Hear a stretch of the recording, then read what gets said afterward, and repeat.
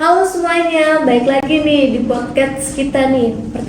Perkenalan dulu nih. Nama saya di sini Anissa Yunifarika. Kita dari kelompok 8 kepemimpinan. Oke, di video kali ini kita bagusnya tuh kayak bahas apa sih? Kayaknya kepemimpinan menarik nggak sih? Soalnya di samping kita nih sudah ada narasumber tentang kepemimpinan. Kalian kepo nggak sih? Oke, nggak usah lama-lama, kita mempersilahkan beliau untuk memperkenalkan diri. Ya, terima kasih. Boleh memperkenalkan diri? Boleh. Saya dengan Evandri Medio Silitonga. Iya. Iya. Asalnya dari mana? Asalnya dari Jogja. Dari Jogja. Iya. Oh, kalau boleh tahu sekarang kegiatannya tuh apa? Kegiatannya kalau untuk pekerjaan saya sekarang bekerja sebagai General Manager General Manager di PT Evandri Mandiri. Itu PT apa? Evandri Mandiri. PT Evandri Mandiri itu bergerak di bidang kesehatan sih. Oh, bidang kesehatan, Yes. kayak rumah sakit gitu ya? Ya, pas di rumah sakit, bergerak di rumah sakit. Oh, oke. Itu kalau boleh tahu tempatnya di mana? Rumah sakit itu ada di Lampung Timur, di Provinsi Lampung. Oh, berarti bukan di Pulau Jawa ya, bukan di Jogja ya. Bukan, ada di Lampung. Tapi kita nih sekarang nih posisinya lagi di Jogja. Betul. Kalau boleh tahu nih, kenapa di Jogja, liburan atau emang lagi break kerja atau? Emang lagi rest dari kerja sih. Oh, rest dari Emang kerja. waktunya lagi rest dari kerja. Jadi setiap sebulan ada waktu untuk istirahat itu 5 sampai 7 hari. 5 sampai 7 hari. Gitu. Jadi kalau mau diakumulatif atau diakumulasi bisa. Jadi 2 bulan. Jadi bisa ambil libur sebulan 14 hari. Tapi biasanya bosan sih kalau Oh sebulan iya ya, 14 hari. terlalu lama ya. Terlalu lama, jadi ya paling 5 hari 6 hari udah balik lagi kerja. Biasanya Karena segitu. kerja, Betul. apalagi kesehatan kan, Iya. wajib melayani Wajib masyarakat. Gitu. Kalau boleh tahu, kenapa nih tertarik di dunia kesehatan rumah sakit? Oke, kalau boleh cerita dikit Iya, ya mengenai boleh. sejarahnya rumah sakit itu sendiri. Awalnya itu memang background keluarga saya dari dunia kedokteran, dari dunia kesehatan. Terutama papa saya memang dokter. Dokter Iya, spesialisnya di GYN, kandungan. kandungan. Ya. Jadi memang setelah beliau lulus itu tuh masuk dunia kerja, mulai kerja gantiin seniornya di Lampung, kemudian kerja masuklah ke instansi swasta, salah satu rumah sakit swasta yang cukup besar. Di Lampung Timur. No, di ada satu kota namanya Metro, itu kota marganya dari Lampung itu sendiri. Masih Lampung. Masih dalam Lampung, Masih jadi memang Lampung. sudah dari awal tuh dari Lampung gitu loh. Nah di Lampung, yang situ karena PNS-nya pas itu masih di Kupang, di Nusa Tenggara Timur. Setelah PNS-nya papa saya minta untuk dipindahkan ke Lampung, akhirnya ditempatkan di Lampung Timur. Jadi status sekarang juga sebagai PNS di Lampung Timur. Lampung Timur. Itu masih sampai sekarang. Nah, berjalannya waktu, short story, akhirnya kami bertiga, saya pada saat itu, mama saya dan ayah saya akhirnya memutuskan untuk membangun rumah sakit nih di di Lampung Timur. Gitu. Karena memang pengen melayani masyarakat sih dari sisi kesehatan, karena ya kesehatan itu terutama di Lampung ya tidak merata sampai ke pelosok. Jadi memang itu merupakan sebuah panggilan sih, panggilan untuk melayani masyarakat. Tapi tidak naif ya, di sisi lain Iya, juga betul. tetap ada di sisi bisnisnya gitu. Tadi kan masnya bilang kalau posisi masnya tuh jadi general manager ya. Yes. Kalau boleh tahu tuh udah berapa lama sih ada di posisi itu? Nah, pertama-tama terima kasih saya dipanggil Mas. Oh iya. Biasanya pada panggil saya Bapak, jadi saya tidak tahu sekali. Terima kasih dipanggil Mas. Untuk general manager dari pertama kali rumah sakit berdiri sih, jadi kurang lebih sudah sekitar 6-7 tahunan. 6-7 tahun. Ya, 6-7 tahunan untuk tetap ada di posisi general manager. Memang awal-awalnya berjalannya tertatih-tatih, masih belajar tentang apa itu kepemimpinan, tapi perlahan-lahan ya bisa lah, namanya belajar ya. Iya. kita kan belajar juga mulai dari nol, nggak Yes, langsung betul. gitu. Oh, berarti 6 sampai 7 tahun, Iya. lumayan lama juga ya. Cukup lama. Cukup lama. Itu bolak-balik dari Lampung, Jogja. Kalau awal-awal tahun di 3 tahun pertama masuk balik, tapi udah masuk tahun keempat, tahun kelima itu cukup lama. Tahun ketiga akhir sampai tahun kelima itu cukup lama stay di sana karena kebetulan pandemi ya. Iya. Jadi memang terlock di sana, jadi sudah mau tidak mau ya sudah bekerja, nggak bisa pulang ke Jogja gitu. Nah, sekarang ini soal kepemimpinan. Kalau menurut Masnya sendiri nih, apa sih makna kepemimpinan sendiri? Oke, mungkin saya nggak akan maksudnya tidak terlalu textbook ya. Saya akan mencoba memaknai kepemimpinan menurut saya sendiri, gitu ya. Kalau menurut saya itu kepemimpinan bagaimana Anda atau seorang individu yang memimpin sebuah institusi itu bisa menjadi inspirasi atau role model maupun contoh untuk kru, untuk timnya ataupun untuk orang banyak. Itu sebuah makna kepemimpinan yang saya tanamkan, bahwa tidak hanya kepemimpinan itu dia memimpin, tapi dia juga harus bisa menjadi contoh yang baik untuk orang lain.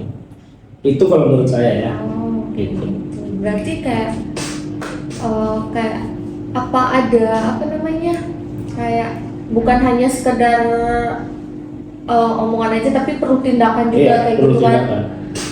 Terus kalau model kepemimpinan sendiri tuh yang Masnya terapkan tuh seperti apa? Kalau buat saya, model kepemimpinan saya terutama ya, untuk mengadaptasi diri saya demokratis sih. Demokratis itu Saya menerapkan itu karena gini, setiap pemimpin harus siap menerima pujian, tetapi dia juga harus siap menerima kritikan, sepedas apapun kritikan itu dia harus siap. Nah, itu pun yang saya terapkan kepada semua tim kerja saya, baik itu dari dokter-dokternya, baik itu dari teman-teman perawat bidan, security, bahkan cleaning service sekalipun. Itu saya melakukan hal yang sama, bahwasannya harus memiliki pemikiran seperti itu tadi. Gitu. Yes. jadi kayak lebih ke tanggung jawab. Ya, gitu tanggung jawab kerja. Terus kalau kiat dalam membangun tim kerja sendiri tuh kayak gimana sih? Kalau untuk kiat dalam membangun tim kerja, kiat ya. Kalau kiat satu sekali cuma satu sih, bekerja dengan hati dan bekerja dengan tulus. Gitu. Karena kita layak ya, dan mempunyai rasa memiliki terhadap tempat dia bekerja. Nah, itu yang saya tanamkan kepada teman-teman yang ada di tempat saya bekerja. Jadi mereka selalu saya ingatkan, bahwa saya tanamkan bahwa kalian harus bekerja dengan hati, dimana di tempat ini kalian mencari makan, mencari hidup, menolong orang lain pun dari tempat ini. Gitu. Jadi kalau kiat saya sih cuma itu aja sih, mendidik mereka, memberikan advice ke mereka bagaimana kamu harus bekerja menggunakan hati, berpikir rasional. Intinya tetap itu tadi, mengasihi. Karena ketika kamu sudah mengasihi tempatmu bekerja, semua itu akan mengalir, baik dari rezeki, baik dari jam terbangmu, skillmu, segala macam itu akan mengalir dengan sendiri. Intinya adalah apa? Kamu mengasihi itu tempatmu bekerja. Itu sih kalau kiat saya ya. Iya. Ini benar juga sih, harus Iya. mengasihi ya. Terus kalau oke, ini kan pasti setiap pegawai, namanya juga manusia, Yes. pasti ada aja kesalahan. Yes, it's Nah, true. cara mengatasinya sendiri tuh bagaimana? Cara mengatasi ya, kalau untuk kesalahan-kesalahan yang dilakukan oleh karyawan saya sendiri, biasanya saya menegur sih. Menegur. Pasti saya tegur, tapi juga saya tegur dan saya memberikan contoh, dalam arti misalkan begini ya, ketika mereka, misalkan saya ada meeting, mereka lupa menyiapkan filenya atau file itu ada kesalahan, it's okay, ini kita berjalan, tapi setelah itu akan saya contohkan, ini loh, seharusnya file itu seperti ini, isinya itu harusnya seperti ini. Sedangkan ada satu part yang dia lupa, ya kita harus jelaskan kembali, ini begini. Itu ketika kesalahan itu masih bisa ditolerir ya. Iya. Tapi kalau kesalahan itu tidak bisa ditolerir, misalkan dia menggunakan narkoba dan lain sebagainya, ya itu sudah ada pihaknya yang mengurusi kan, dari polisi pasti langsung Itu mengurusi. sudah fatal ya, sih sudah kalau misalnya. sudah fatal sih. Iya. Ya. Bagi dunia kesehatan, Yes, it's true. narkoba, wah itu tidak menciptakan yang baik. Iya. Kalau menyelesaikan pasti kan pegawai tim Yes. itu, nah juga balik lagi manusia, kita nggak luput dari konflik. Nah kalau semisal konflik ada di depan masnya nih, sebagai biar mengurusi timnya tuh biar nggak berkelanjutan konflik tuh kayak gimana sih cara ngatasin konflik? Kalau buat saya ya, mengatasi konflik itu simpel. Kita sebagai pemimpin harus melihat masalah itu dari dua sudut pandang. Kan pasti konfliknya ada 2 orang ya, tidak mungkin 1 orang aja. Iya betul. Ada 2 orang atau lebih orang. Misalkan 2 orang ya, kita Iya. ngomong 2 orang atau 1 orang.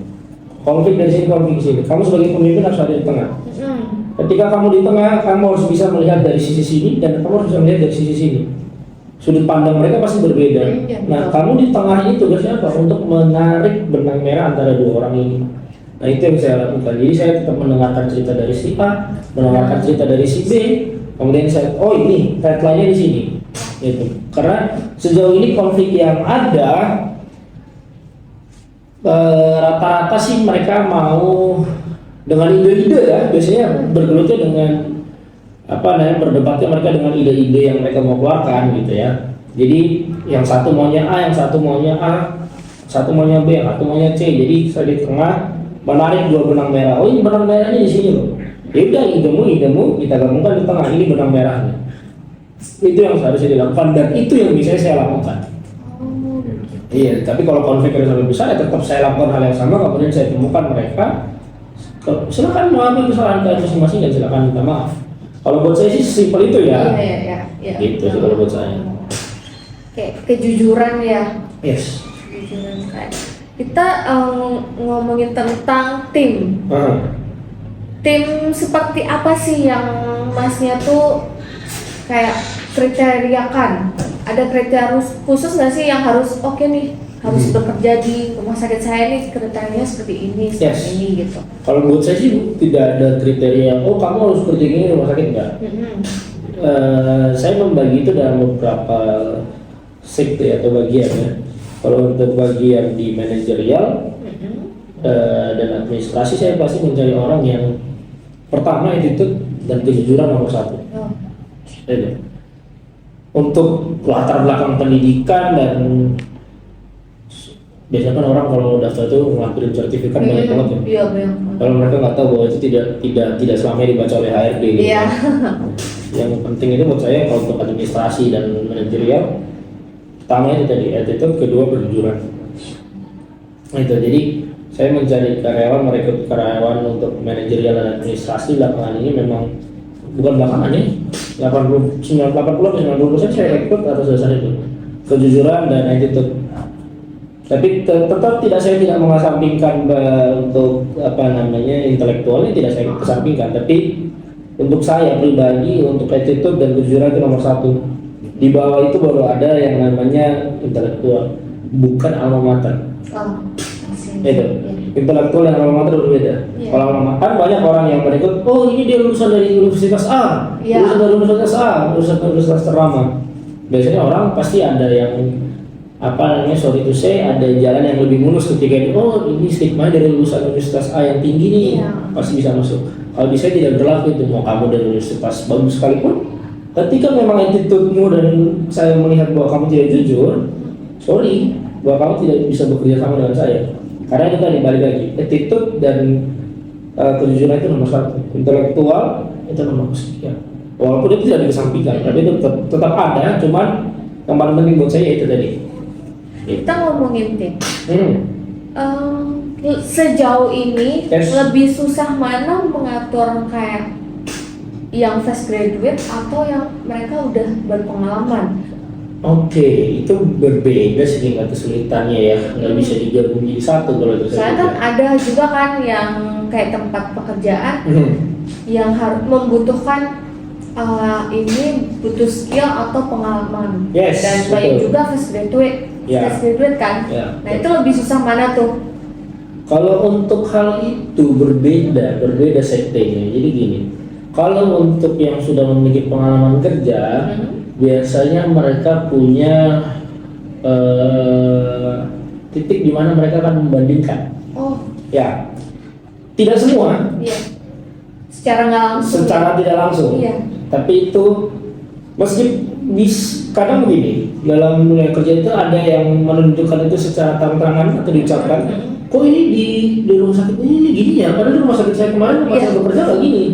Ada yang cuma kalau kata orang Jawa dibatin, dipikirkan sendiri dalam dirinya. Kok gini ya, kok gini ya. Tapi tidak saya pungkiri bahwa orang-orang yang sudah memiliki jam terbang pasti akan ada sisi itu dan kembali lagi bagaimana kita cara menyikapinya gitu. Tapi apabila itu sudah terlalu berlebihan dan berniat untuk mengatur, itu juga tidak baik. Maka di sisi itu perlu juga diingatkan pada mereka bahwa kamu masuk ke sini, kamu harus ikuti dulu aturan dan aliran yang ada di sini. Iya. Ketika kamu ingin merubah, silakan merubah, tapi tidak dengan kamu baru datang 1 minggu kamu harus mau berubah. Kamu datang dulu, masuk, ikuti dulu. Ketika ada yang tidak kamu sesuai, silakan disampaikan dengan baik. Gitu. Tapi bukan dengan datang. Terkadang begini, tapi ini tidak semua ya. Ada orang-orang yang sudah berpengalaman datang mereka seperti bos. Wah. Jadi mereka sifatnya mengatur. Oh seperti ini. ya, ini harusnya gini, ini harusnya gini, ini harusnya gini, ini harusnya gini, ini harusnya gini. Sedangkan kan tidak semua harus seperti itu. Ya, Nah, betul. itu yang tadi saya bilang bahwa ketika kamu masuk ke suatu tempat, adaptasikan dulu dirimu, sesuaikan dulu dirimu dengan kondisi apa yang ada. Setelah itu baru, kalau ketika kamu memiliki saran atau ide atau gagasan, silakan disampaikan. Saya yakin semua pemimpin baik semua institusi ya, tidak ada yang bukan hanya dari kesehatan ya, semua institusi tidak ada yang menutup diri dengan ide-ide atau gagasan-gagasan yang baik ya, menurut saya gitu. Itu. Tapi kalau untuk fresh graduate, itu kan tadi untuk yang yang sudah punya pengalaman kerja ya. Kalau untuk fresh graduate itu kesusahannya satu sih. Mereka karena baru lulus, mereka punya idealisme yang cukup tinggi. Ya, idealisme yang gimana ya bilangnya, mereka maunya, oh aku nih punya ide seperti ini ide terbaik. Itu terkadang masih banyak untuk fresh graduate. Dan itu yang perlu dihilangkan, bagaimana teman-teman fresh graduate harus memiliki pemikiran bahwa oh ini tidak bisa seperti ini, tidak bisa seperti ini terus. Maka mereka harus merubah diri mereka, masuk ke sebuah institusi, terima dulu aja apa yang ada. Karena kan setiap instansi itu pasti mempunyai SOP-nya masing-masing ya. Itu. Jadi dia ikuti dulu aja. Ketika kamu tidak suka, tidak sesuai, sampaikan itu dengan baik di kemudian hari. Nah ini terutama teman-teman fresh graduate soal itu sih juga ya, bahwa ada beberapa kesalahan ya, beberapa idealisme yang mereka terkesannya mau mengatur. Tuh, itu ada juga, itu tapi tidak di semua orang ya. Ada beberapa orang yang seperti itu. Itu biasanya oknum sih, nggak banyak, cuman memang ada gitu loh. Itu tidak jadi mungkin gitu sih. Jadi mengatasinya ya perlu panjang sabar aja kalau mengatasi fresh graduate. Iya. Menjelaskan ke mereka bahwa ini memang begini, jadi memang harus lebih banyak membimbing kalau fresh graduate, karena dengan pemikiran mereka itu tadi, ibaratnya gini, mereka ember kosong nih, datang ke kita kosong, ya kan, datang kita kosong, ya udah isi pelan-pelan. Jangan sampai ember ini terbalik. Ketika dia berbalik, dia kasih informasi dengan idealismenya itu tadi, nah itu malah bubar nanti karena kenapa? Baik lagi, sekali lagi saya tekankan bahwa itu oknum ya, tidak semua ya. Ketika itu bisa berbalik seperti itu, dia memberikan informasi, dia maunya gini semua. Jeleknya ada. Apa jeleknya? Dia tidak bisa menerima insight dari orang lain. Dia tidak bisa menerima kritikan atau masukan dari orang lain. Itu jelek. Jadi balik posisi ember ini menjadi menghadap ke atas supaya kita bisa mengisinya dengan baik. Gitu. Itu cara menghadapi mereka ya. Tetap diberikan informasi, dijelaskan. Lebih banyak sabar ya. Ya, betul. Harus ekstra sabar. Ekstra sabar. Ya. Kayak kalau ngomongin tentang bisnis nih, kayak instansi sendiri pasti punya strategi dan taktik dalam membentuk bisnis. Oke, strategi dan taktik. Sebenarnya saya nggak pernah ngasih tahu siapa-siapa sih. Iya. Jadi strategi dan taktik. Kalau untuk strategi dan taktik sebenarnya sama aja ya. Untuk Kalau saya gini, tetap mengadaptasi beberapa cara bisnis orang-orang besar ya. Ya. Membeli serendah-rendahnya, menjual setinggi-tingginya. Tetap dengan menjual setinggi-tingginya, tetap memperhatikan kondisi sekitar, bahwa dalam artian gini. Misalnya ada 5 rumah sakit dalam ketika itu, salah satu rumah sakit saya. Iya. Saya harus ketika mau menjual sebuah barang A, harganya 100.000 misalkan.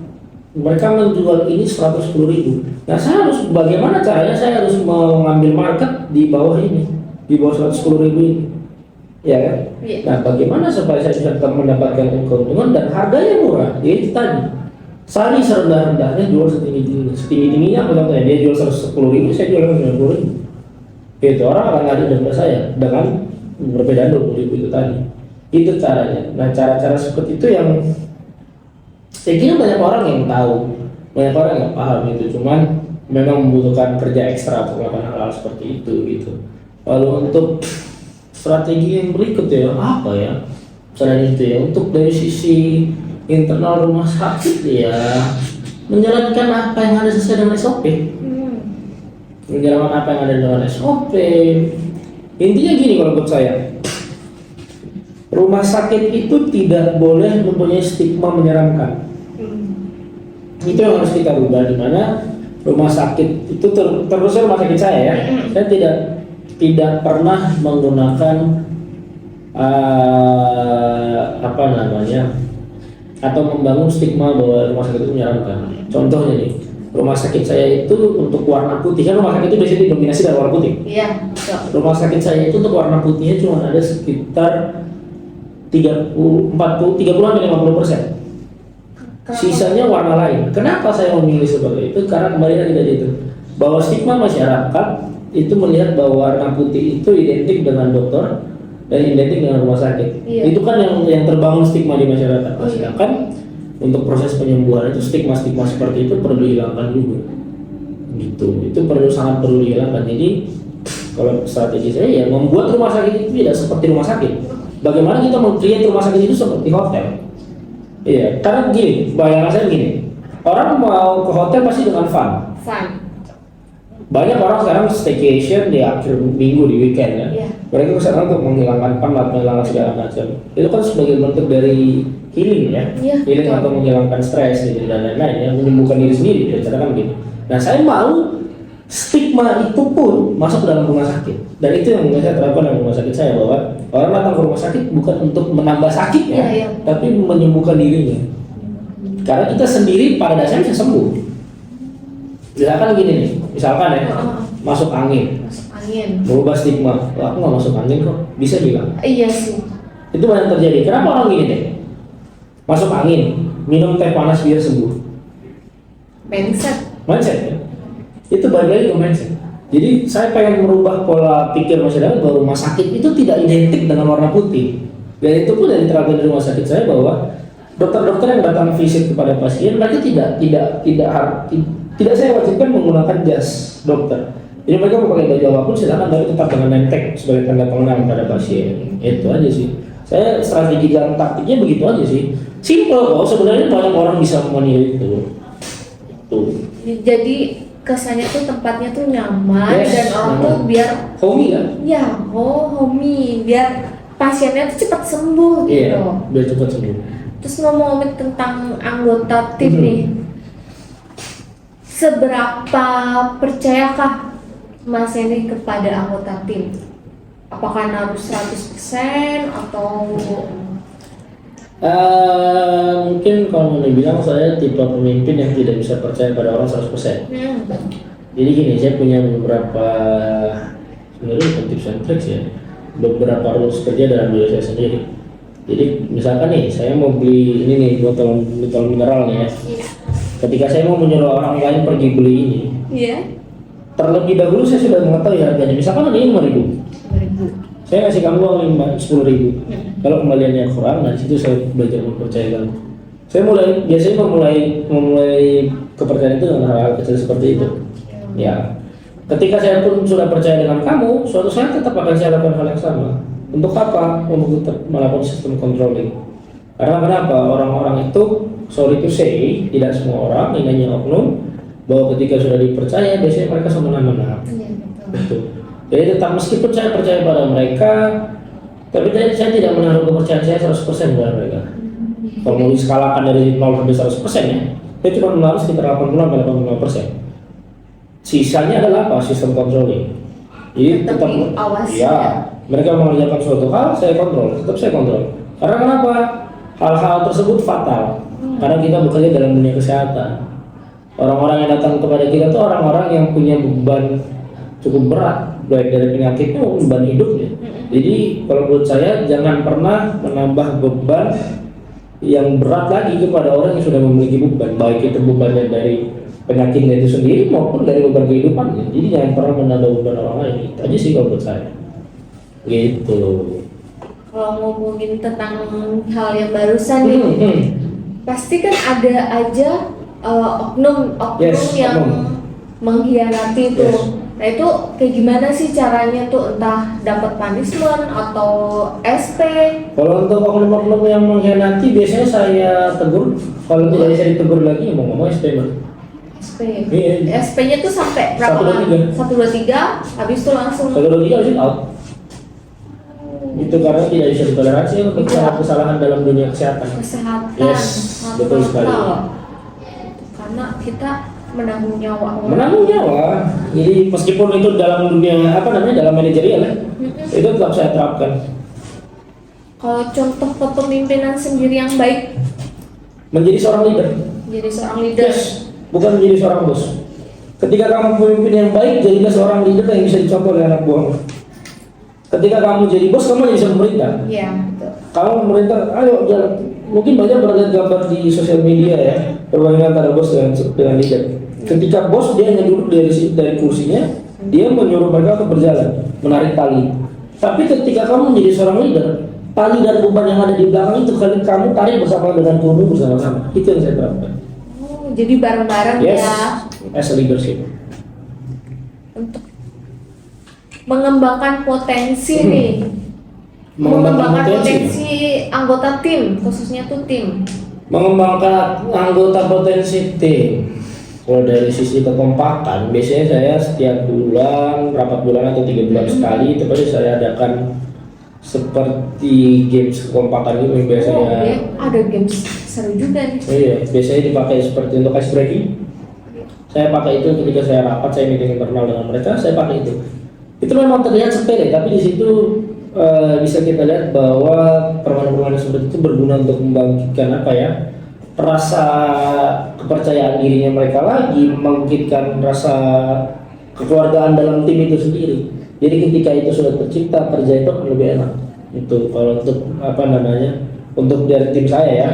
Kemudian kalau untuk teman-teman yang lain biasanya ada IHT. IHT itu in-house training.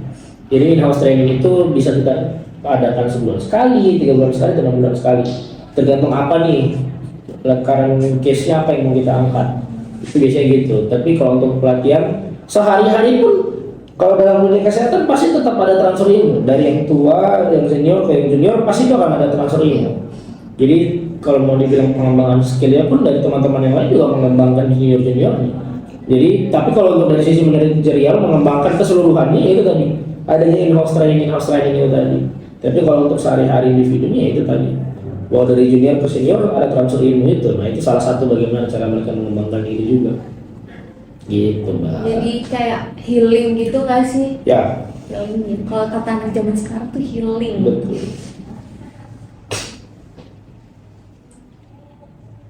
Itu. Kepemimpinan, kita bicara tentang kepemimpinan karena tema sekarang ini, tema video kali ini tuh tentang kepemimpinan. Yes. Gimana sih menerapkan tanggung jawab setiap tim? Tanggung jawab setiap tim. Ya itu kembali lagi ditanamkan kepada mereka bahwa mereka harus memiliki rasa mengasihi terhadap tempat mereka kerja. Karena ketika mereka sudah memiliki rasa mengasihi, tanggung jawab itu akan mengiringi. Segala sesuatu itu akan mengiringi. Jadi dasarnya apa? Mereka harus mengasihi dulu tempat mereka kerja. Ketika mereka sudah mengasihi, semua itu akan ikut dengan sendiri. Bangun ya. Terbangun dengan sendiri. Menciptakan lingkungan yang kondusif itu seperti apa sih? Menciptakan lingkungan kerja yang kondusif ya. Kalau buat saya lingkungan kerja yang kondusif itu adalah lingkungan kerja yang memiliki rasa seperti keluarga. Keluarga. Yes, karena ketika kamu memiliki rasa seperti keluarga, apapun masalah akan kondusif. Tidak akan ada, ya meskipun ada riak-riak kecil, tapi ya itu bagian dari perjalanan ya. Cuman kondusif sekali adalah ya itu tadi keluarga. Ketika kamu keluarga, kan nggak mungkin banyak ribut sama orang tua. Iya. Nggak mungkin, hal yang tidak mungkin. Iya. Meskipun ribut sekalipun pasti tetap ada dalam hati curiosity.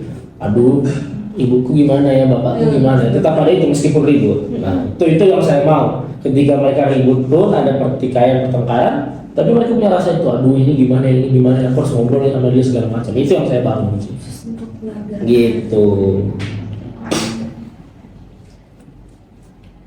Kunci keberhasilan tim dalam melaksanakan kerjaannya nih, ada sendiri nggak sih kunci keberhasilan? Ada. Untuk kunci keberhasilan dalam mengerjakan itu ya, kerjaan yang mereka masing-masing. Yang pertama pasti bersandar pada yang di atas. Mau kita pintar seperti apapun, pasti kita tetap butuh bantuan Tuhan. Iya betul. Itu terutama dalam dunia kesehatan kita ngantuk dikit atau mantuk dikit salah. Iya. Nah itu yang perlu dijaga supaya bagaimana tetap stay on the track. Itu dari pertama dari mendekatkan diri pada Tuhan, bisa juga apa ya, refreshing terus. Bagaimana, oh ini materi ini, mengenai ini, perihal ini. Nah itu refreshing terus, jadi mereka tetap stay on track, bisa mengerjakan segala sesuatunya dengan baik. Itu sih kalau tipsnya ya untuk keberhasilan dalam kerja ya. Iya. Itu. Kalau misal nih, masnya nih nggak setuju, Yes. tapi harus dilakuin. Ketika saya tidak setuju akan sebuah ide atau sebuah hal, tapi itu harus tetap dilakukan, ya silakan dilakukan. Tapi begini, side effect-nya itu tetap harus dipikirkan. Baik buruknya bahkan worst case-nya pun sekalipun harus tetap dipikirkan. Meskipun saya tidak setuju. Karena kenapa? Rumah sakit ini ketika saya bangun bukan untuk atas dasar keputusan saya. Kalau atas dasar keputusan saya, namanya saya otoriter dong. Oh iya. Ya kan? Saya otoriter, jadi saya tidak mengatasnamakan keputusan saya, tapi tetap mendengarkan suara dari orang lain gitu. Ketika saya tidak setuju, ya sudah. Bahwa tidak semua ide dan gagasan, baik dari pimpinan maupun tim, tidak harus disetujui. Itu perlu diingat. Bahwa pimpinan sekalipun akan memiliki titik kesalahannya. Jadi tidak selamanya pimpinan itu benar. Itu posisinya di situ. Kayak tadi kan masih bilang rumah sakitnya di Lampung. Nah ini kan sedang ke Jogja. Nah cara mengawasi tim sendiri tuh bagaimana sih? Soalnya kan tidak sepenuhnya Yes. ini kan kita Ya. awasi. Kalau zaman sekarang udah enak ya, maksudnya udah ada berbagai macam fitur teknologi informasi yang dipakai. Contohnya apa? Ada CCTV yang Oh bisa kita iya, pantau. CCTV ya. Kemudian sistem manajemen rumah sakit juga bisa diakses dari manapun kan. Oh. Jadi itu juga salah satu indikator yang memudahkan sebenarnya untuk memantau.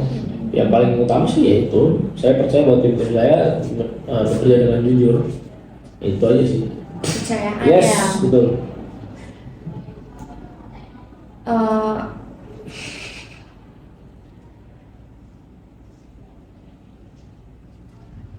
Cara memotivasi anggota tim biar tetap semangat bekerja tuh gimana?